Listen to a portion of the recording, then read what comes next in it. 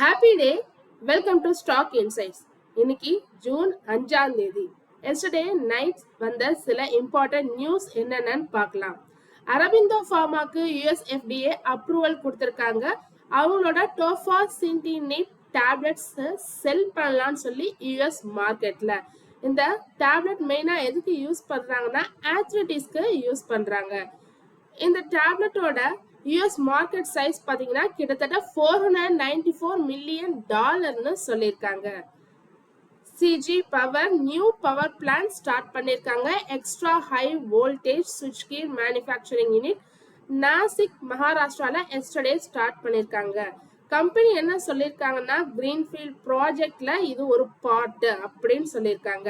கிட்டத்தட்ட 748 crore இது ஒரு பார்ட்னு சொல்லியிருக்காங்க.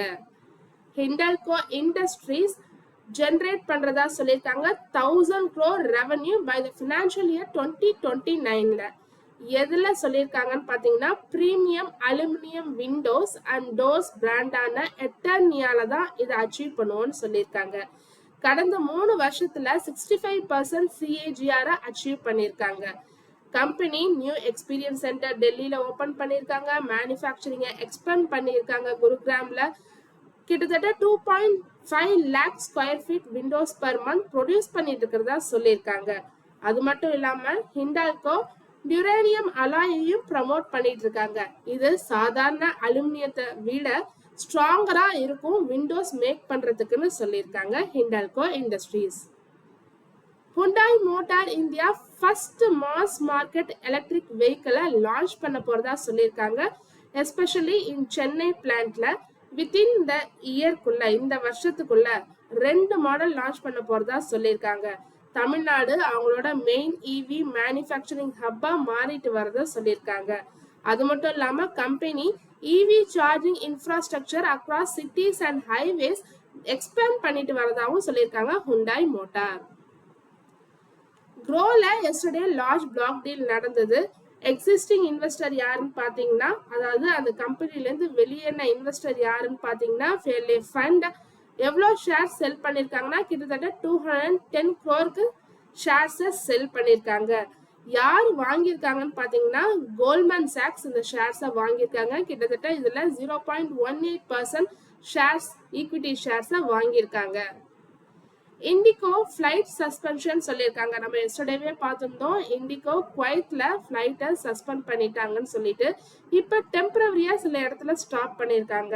ஹாங்காங், ஷாங்காய், கிராபி, ஹோச்சின் மின் சிட்டி, லாங்க்வாய், சியாம் ரீப், ஸோ இந்த இடத்துல எல்லாம் டெம்பரரியா சஸ்பெண்ட் பண்ணியிருக்காங்க. இது செப்டம்பர் 30 வரைக்கும் இப்படிதான் இருக்க போகுதுன்னு சொல்லியிருக்காங்க.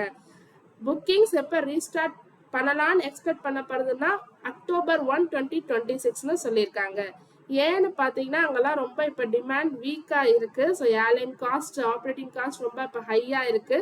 மெயினாக ஏர் ஸ்பேஸ் ரிஸ்ட்ரிக்ஷன் தான் இந்த காஸ்ட்டை இன்க்ரீஸ் பண்ணுறதுக்கு காரணம்னு சொல்லியிருக்காங்க இண்டிகோ. டாடா ஸ்டீல் பவர் பிளான்டான யூகேல உள்ள பவர் பிளான்ட்ல ஒரு ஃபயர் ஆக்சிடென்ட் நடந்திருக்கு. ஸோ எல்லா ஒர்க்கர்ஸையும் சேஃபா எவாக்குவேட் பண்ணிட்டோம்னு சொல்லியிருக்காங்க. எந்த ஒரு இன்ஜுரிஸும் இல்லைன்னு சொல்லியிருக்காங்க. ஃபயர் ஃபைட்டர்ஸ் அண்ட் லோக்கல் டீம்ஸ்லாம் ஃபயரை கண்ட்ரோல் பண்ணிட்டு இருக்கிறதாவும் சொல்லியிருக்காங்க. இது எஸ்டர்டே நைட் வந்த நியூஸ். வோடஃபோன் ஐடியா லான்ச் பண்ணியிருக்காங்க சைலண்ட் மொபைல் வெரிஃபிகேஷன். ஸோ மெயினாக மெட்டா பிளாட்ஃபார்மோட பார்ட்னர்ஷிப் வச்சு தான் இதை லான்ச் பண்ணியிருக்காங்க. யாரெல்லாம் வாட்ஸ்அப், ஃபேஸ்புக் அண்ட் இன்ஸ்டாகிராம்லாம் யூஸ் பண்ணுறாங்களோ ஸோ அது அவங்களுக்கு ரொம்ப ஹெல்ப்ஃபுல்லாக இருக்கும். ஏன்னா நார்மலாக எல்லா யூசர்ஸும் ரிசீவ் பண்ணுவாங்க ஓடிபி டு மொபைல் வெரிஃபிகேஷன் பண்ணுறதுக்காக. ஆனால் இந்த எஸ்எம்வி யூஸ், அதாவது இந்த silent mobile verification SMV use பண்ணுறப்ப இந்த ஓடிபி எல்லாம் தேவையே படாதுன்னு சொல்லியிருக்காங்க Vodafone Idea. Piyush Goyal yesterday என்ன சொல்லியிருக்காங்கன்னா இந்த வருஷத்துக்குள்ள இன்னும் 2-3 new free trade agreement sign ஆகும்னு சொல்லியிருக்காங்க. அடுத்த வருஷத்துல 3 to 4 ட்ரேட் டீல் சைன் ஆகும்னு சொல்லியிருக்காங்க. இந்த ஃப்ரீ ட்ரேட் அக்ரிமெண்ட் எதுக்குன்னு பாத்தீங்கன்னா 2 நாட்டுக்கும் இடையில டீல் போடுறது, அதாவது ட்ரேட் பேரியர்ஸ் ஏதாவது இருந்தா அதை ரெடியூஸ் பண்ணிட்டு அவங்களோட பிசினஸை இன்க்ரீஸ் பண்றதுக்கான ஒரு டீல். நம்ம எஸ்டர்டே பார்த்திருந்தோம் இந்தியா அண்ட் யூஎஸ்க்கு டீல் நடக்கலாம் சொல்லிட்டு. பட் இது வரைக்கும் எந்த கையெழுத்தும் ஆகல இந்தியா அண்ட் யூஎஸ்க்கு இடையில. இந்தியன் கவர்மெண்ட் 6 நியூ கம்பெனிஸை தேர்ந்தெடுத்திருக்காங்க டு ஹெல்ப் ஏஐ அவங்களோட மினிஸ்ட்ரிஸ் அண்ட் கவர்மெண்ட் டிபார்ட்மெண்ட்ஸ்க்கு யூஸ் பண்றதுக்காக ஒரு ஏஐ யூஸ் பண்ற 6 கம்பெனிஸை தேர்ந்தெடுத்திருக்காங்க. அதுல ஃபர்ஸ்டா டிசிஎஸ் இருக்கு, அண்ட் தென் என்இசி, இந்தியா கென்ட்ரல், info labs, CoRover, cactus communication. So இந்த 6 கம்பெனிஸும் இந்தியன் கவர்மெண்ட் தேர்ந்தெடுத்திருக்காங்க. ஸோ எதுக்காகனா ஏஐ சொல்யூஷன்ஸை கவர்மெண்ட் டிபார்ட்மெண்ட்ஸ்க்கு கொடுக்கறது, பப்ளிக் சர்வீஸை இம்ப்ரூவ் பண்ணுறதுக்காகவும், மினிஸ்ட்ரிஸ்க்கு ஹெல்ப் பண்ணுறதுக்காகவும், ஒரு ப்ராஜெக்ட்ஸை டிஜிட்டல் டிரான்ஸ்ஃபர்மேஷன் பண்ணுறதுக்காகவும் இது ஹெல்ப்ஃபுல்லாக இருக்கும்னு சொல்லியிருக்காங்க.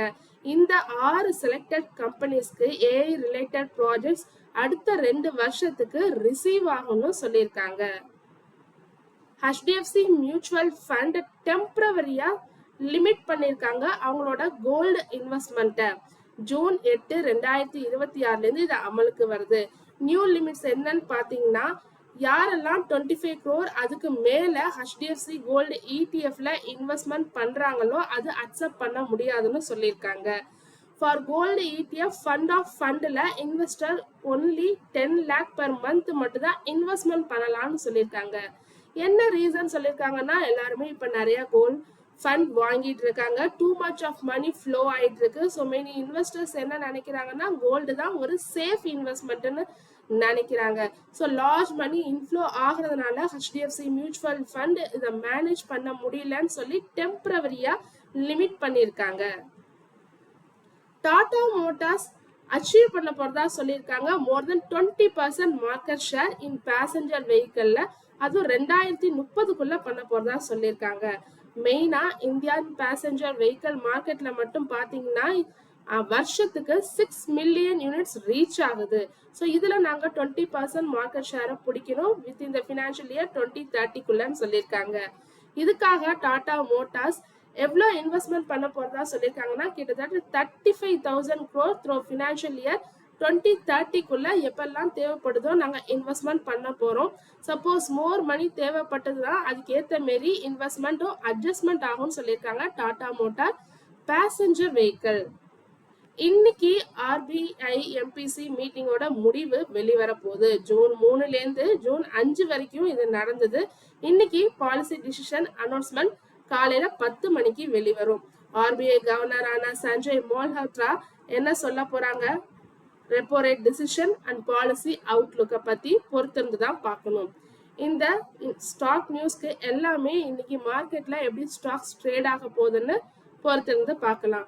தொடர்ந்து இது மாரி யூஸ்ஃபுல்லான மார்க்கெட் அப்டேட்ஸ் வேணும்னா மறக்காம நம்ம சேனலை சப்ஸ்கிரைப் பண்ணுங்க. தேங்க்யூ.